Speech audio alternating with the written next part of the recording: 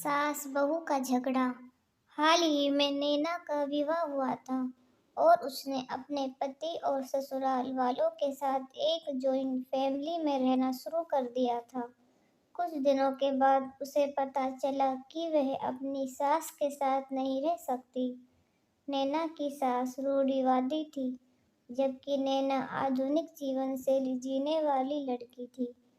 जल्द ही उनके बीच झगड़े होने लगे। कई महीनों के बीत जाने के बाद भी दोनों में से कोई भी अपना व्यवहार नहीं बदल पाया।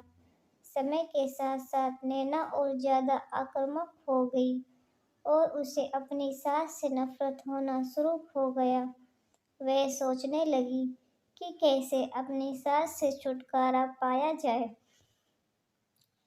एक बार हमेशा की तरह जब उसने अपनी सास से झगड़ा किया और उसके पति ने अपनी माँ का साइड लिया, तब नैना गुस्सा हो गई और अपने मायके चली गई। नैना के पिता एक केमिस्ट थे। उसने अपने पिता को पूरी बात बताई। उसने अपने पिता से कहा कि उसे कुछ जहर दे ताकि वह अपनी सास के खाने में मिलाकर उससे छुटकारा पा सके, नहीं तो वह अपने पति के घर वापस नहीं जाएगी। नैना के पिता को ये सब जानकर काफी दुख हुआ और उन्होंने अपनी बेटी से कहा, अगर तुम अपनी सास को जहर देती हो तो तुम और मैं दोनों जेल जाएंगे। ऐसा करना ठीक नहीं है। लेकिन नैना सुनने और समझने की हालत में नहीं थी। आखिरकार उसके पिता ने कहा, ठीक है, जैसा तुम चाहती हो वैसा ही होगा, लेकिन मैं तुम्हें जेल में नहीं देख सकता। उसके पिता अंदर से पाउडर लाए और कहा, हर दिन जब तुम दोपहर का भोजन या रात का भोजन करते हो तो अपनी सास के खाने में इसे मिला देना। इससे धीरे धीरे कुछ महीनों में वो मर जाएगी और लोग सोचेंगे कि वह प्राकृतिक रूप से मरी है। उन्होंने यह भी कहा, क्योंकि किसी को भी तुम पर शक नहीं होना चाहिए, इसलिए आज से तुम अपनी सास के साथ नहीं लड़ोगी, बल्कि तुम उनकी देखभाल करोगी। भले ही वो कुछ भी कहे, तुम गुस्से से बात नहीं करोगी और हमेशा शांत रहोगी। नैना सहमत हो गई और अपने ससुराल वापस आ गई और अपने पिता की सलाह के अनुसार उसने अपनी सास के खाने में पाउडर मिक्स करना शुरू कर दिया और बड़े ही प्यार के साथ बात करना शुरू कर दिया। समय बीतने के साथ साथ नैना की सास का नेचर भी बदलना शुरू हो गया, क्योंकि नैना अब अपनी सास की बहुत देखभाल करने लगी थी।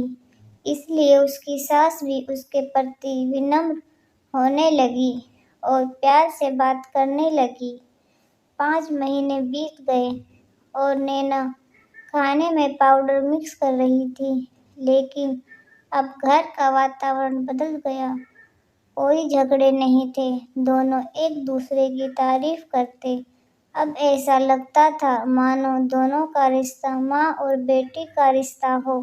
अब नैना को चिंता होने लगी कि पाउडर की वजह से उसकी सास जल्द ही मर सकती है। वह अपने पिता के घर पर गई और उन्होंने कहा, पिताजी, कृपया मुझे उस जहरीले पाउडर के प्रभाव को ठीक करने के लिए इलाज बताइए। मैं अपनी सास को खोना नहीं चाहती। वह मेरी माँ की तरह है और मैं उससे अब बहुत प्यार करती हूँ। उसके पिता मुस्कुराए और कहा, कौन सा जहर? मैंने तुम्हें बस एक स्वीटनर दिया था। नैना हैरान थी और उसने अपने पिता से पूछा कि उन्होंने ऐसा क्यों किया। पिता ने कहा, बेटा, अगर तुम किसी दूसरे इंसान से प्यार चाहते हो तो तुम्हें भी उसे प्यार देना होगा। रिश्ते एक गाड़ी की तरह होते हैं और हम उन पर लगे पहियों की तरह। जब तक सभी पहिए ठीक से आगे नहीं बढ़ेंगे, तब तक गाड़ी ठीक से नहीं चल सकती। इसी बात का एहसास दिलाने के लिए मैंने ऐसा किया और तुम्हें अपनी सास के प्रति नम्र रहने को कहा। तुम्हारी अच्छाई देखकर उन्होंने भी अपने आप को बदला और तुम्हें समझना शुरू किया।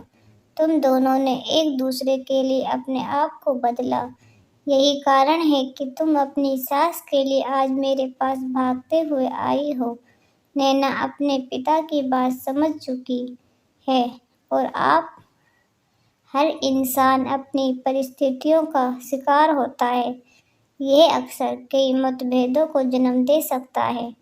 हालांकि हमें एक दूसरे को समझने की कोशिश करनी चाहिए और एक दूसरे के साथ एक स्वस्थ संबंध बनाने के लिए थोड़ा अपने आप को भी बदलना चाहिए।